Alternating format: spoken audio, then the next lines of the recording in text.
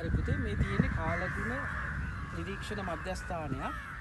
මේක මේ ගොවිපලක තියෙන කාලගුණික නිරීක්ෂණ මධ්‍යස්ථානයක්. මේක කෘෂිකර්මයට අදාළ කාලගුණික දත්ත ලබා ගන්න තමයි මේ නිරීක්ෂණ මධ්‍යස්ථානයේ පිහිටලා තියෙන්නේ. මේ කෘෂි කාලගුණ මධ්‍යස්ථානයක අනිවාර්යෙන්ම තියෙන්න ඕන උපාංග ටිකක් තියෙනවා. මේ තියෙන්නේ අපිට පේනවා ටැංකියක් වගේ තියෙනවා වාෂ්පීකරණ තැටිය. මේක පුතේ අපිට දිනක තුලදී වාෂ්පීකරණය වන ප්‍රමාණය උසක් විදිහට කියව ගන්න පුළුවන්. මේකේ කුකුමානය කියලා උපකරණයක් තියෙනවා. ඊට අමතරව අතන වැටකින් ආවරණය වෙන කොටසක් තියෙනවා. ඒකේ තමයි පිටලා තියෙන්නේ පාංශු උෂ්ණත්වමාන. ඊට අමතරව සූර්ය දීප්තමානය කියලා උපකරණය තියෙනවා. ඊට පස්සේ ඔයාලට පොඩි ගයක් තියෙනවා. මේක අපිට කියන්න පුළුවන් ස්ටීවන්සන් ආවරණය. මේක උපකරණ රඳවල තියෙන ගෘහයක්. උපරිම හා උෂ්ණත්වමාන තෙත්හාවියලි බල්බ උෂ්ණත්වමාන වගේ උපකරණ රඳවලා තියෙනවා.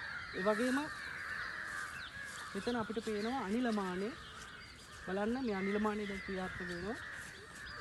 ওই පැත්තෙන් සුළං ධාරා හමාවත් මේක එක පැත්තකට තමයි භ්‍රමණය වෙන්නේ. ඊට එහා පැත්තේ තියෙනවා සුළං දිශා දර්ශකය. බලන්න මේ මධ්‍යස්ථාන වැට සුදු පාටින් තමයි තීන්ත ආලේප කරලා තියෙන්නේ.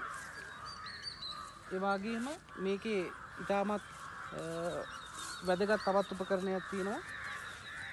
වර්ෂාමානයක් කියලා තියෙනවා. මේක යම් වේදිකාවක් මත තමයි රඳවලා තියෙන්නේ.